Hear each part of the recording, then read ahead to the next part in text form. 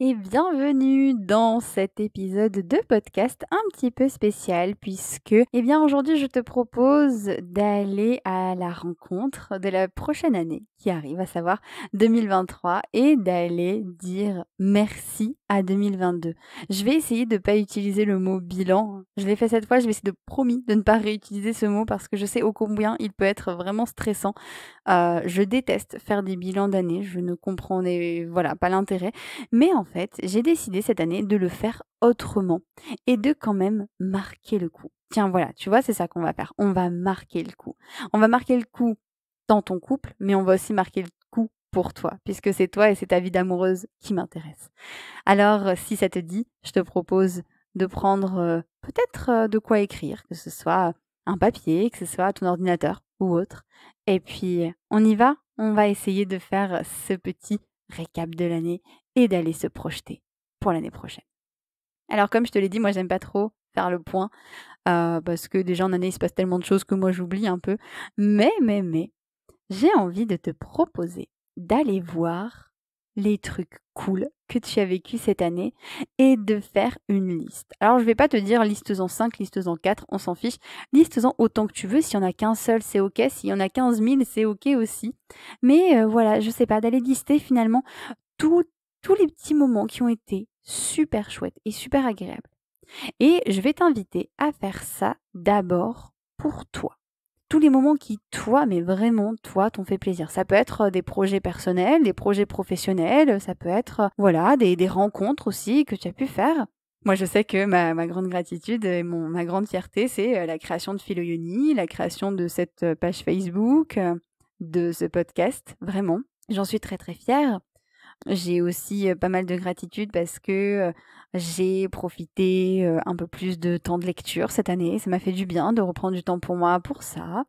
Mes vacances aussi qui ont été très sympas. Je suis partie en vacances en Bretagne, ça m'a fait du bien. Bref, voilà, tu vois? C'est tous ces petits moments qui t'ont fait du bien et quand tu as fini de les faire pour toi, eh ben, je te propose d'aller voir dans ton couple, qu'est-ce que ça a été les grands moments marquants? Mais les moments marquants, qui t'ont fait du bien, tu vois? Peut-être pas forcément la dispute, qui a tout fait déborder, mais les moments marquants. Bon, moi, c'est un petit peu de la triche parce que, mon moment marquant, c'est quand on a aménagé ensemble.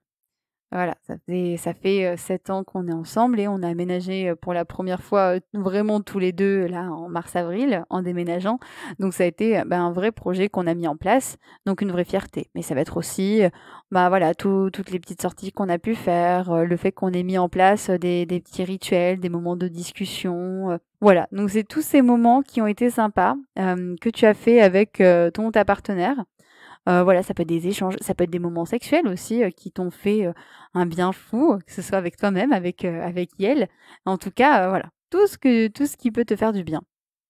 Je t'invite à vraiment insister sur, ce qui est présent et pas sur ce qui manque parce que souvent c'est ça le problème, c'est que quand, on fait le point et ben, on se dit: «Ah bah tiens, j'ai pas fait ça, tiens, j'ai pas ça». C'est pas grave, vraiment, mais plutôt, finalement, se dire: «Ben, qu'est-ce que j'ai fait? Qu'est-ce que j'ai fait de chouette?» Parce que finalement cette année, elle a pu être, peut-être, difficile, peut-être compliquée, ou peut-être, simple, peu importe, mais finalement qu'est-ce que tu en retires de sympa? Que ce soit pour toi et que ce soit pour ton couple.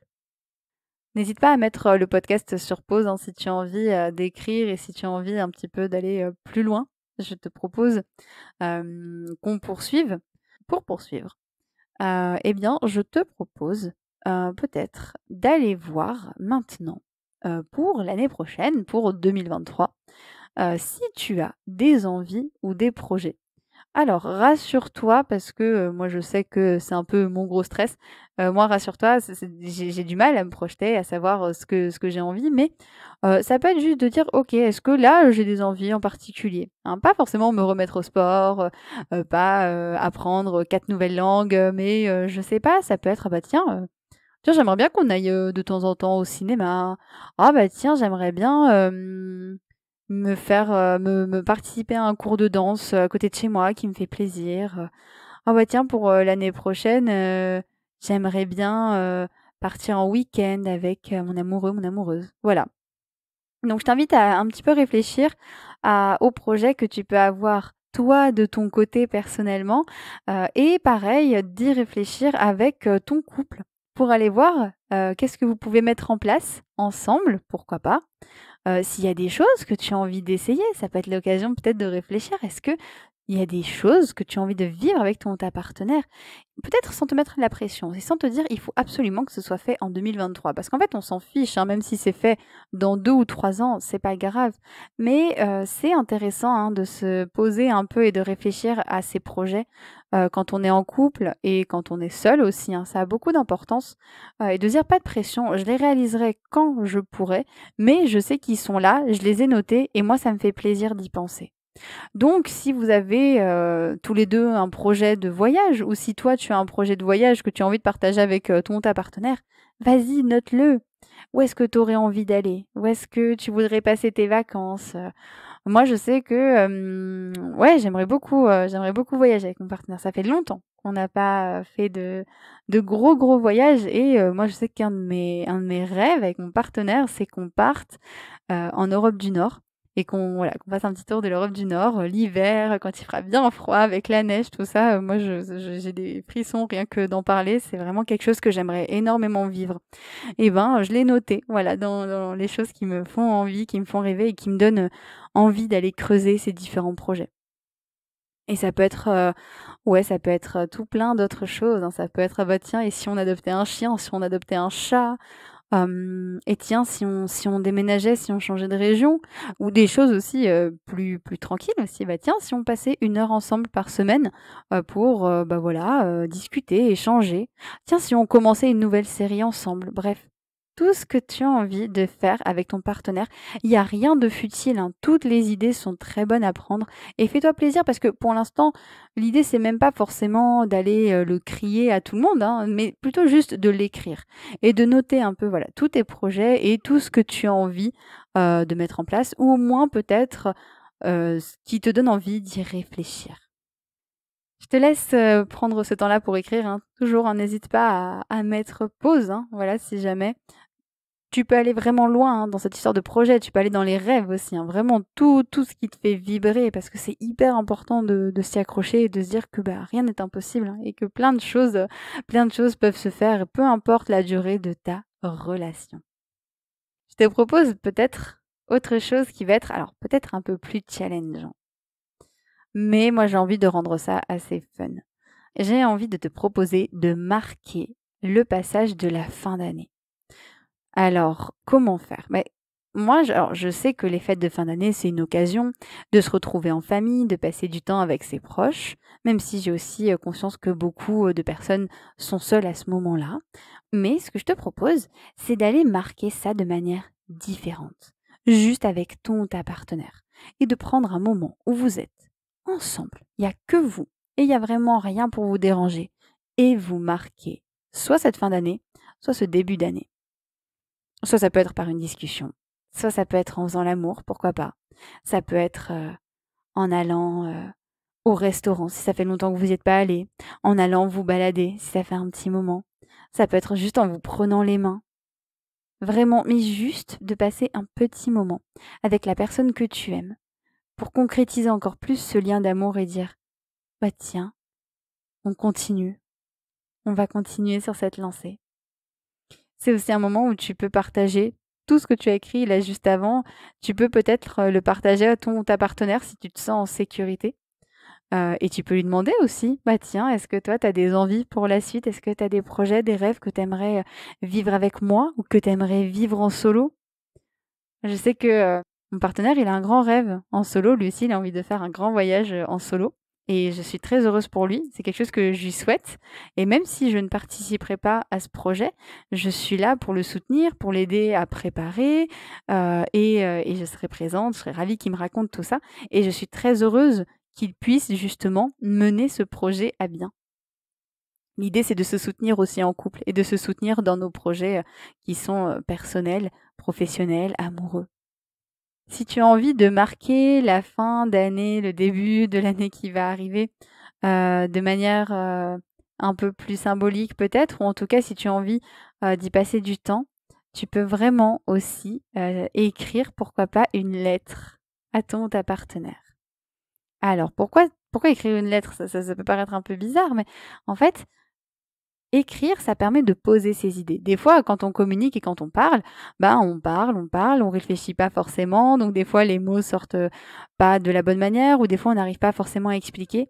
Et le fait d'écrire, ça fait du bien finalement parce que c'est aussi la possibilité de pouvoir déposer tout ce qu'on veut sur le papier. Après, finalement, j'ai envie de dire cette lettre, libre à toi de la faire lire à ton ou ta partenaire ou pas. Tu peux très bien lui écrire une lettre et ne pas la lui faire lire. Alors si t'as pas envie d'écrire une lettre, tu peux nous on va s'envoyer un mail. Voilà, donc adapte aussi avec, ce qui te convient et si ça te convient mieux de lui parler, tu peux très bien lui parler. Mais, ouais, ça peut être aussi de l'écrire, peut-être aussi de remercier ton ou ta partenaire.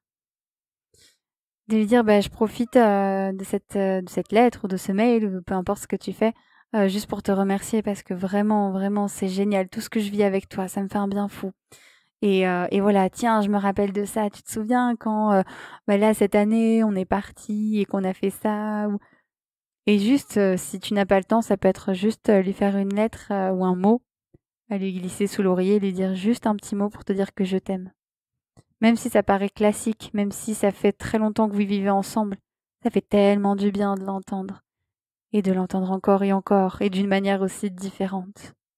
Je t'invite vraiment à laisser ton imagination aussi te porter parce qu'elle trouvera plein d'idées. En tout cas, si ça te parle, n'hésite pas. Et si tu as aussi envie d'écrire cette lettre, mais que vraiment c'est pas confortable pour toi de l'écrire à ton ou ta partenaire, tu peux te l'écrire à toi. Tu peux te faire une lettre à toi, la magnifique amoureuse que tu es. Et dans cette lettre, tu peux t'écrire à toi-même en te disant que tu t'envoies plein d'amour, en te disant que tu t'envoies plein de soutien, que tu sais que tu es une merveilleuse amoureuse et que tu sais que tu peux avancer sur ce magnifique chemin qui est la relation. Un chemin qui est plein d'embûches, mais un chemin qui est aussi très très beau. N'hésite pas à adapter toutes les propositions que je t'ai faites dans ce podcast, qui est un peu particulier cette semaine. N'hésite pas à les adapter à toi. C'est pour ça que je t'en ai proposé beaucoup, parce que je me dis que si tu as envie, tu peux n'en choisir qu'une seule et la faire à ta manière. Moi, c'est ce que j'aime bien. J'aime pas forcément qu'on me dise quoi faire, j'aime bien avoir des options. Alors prends l'option qui te fait plaisir, l'option d'aller vers les gratitudes, l'option d'aller parler de tes rêves et tes projets à ton ou ta partenaire, l'option de t'écrire une lettre à toi-même, ou alors de l'écrire à ton ou ta partenaire. Bref, fais-toi plaisir parce que finalement c'est le plus important. J'ai envie de dire, tu sais, on peut pas contrôler l'avenir, on peut pas non plus revenir sur le passé. On peut juste contrôler ou en tout cas vivre le présent. Donc ne te focus pas trop sur l'avenir, pas trop de pression. Si là tu as des projets et que ça n'arrive pas cette année, c'est pas grave. C'est pas grave. Ils arriveront quand ils devront arriver et tout est juste. Mais tu as le droit de les partager, tu as le droit de faire vibrer tous les rêves que tu as envie.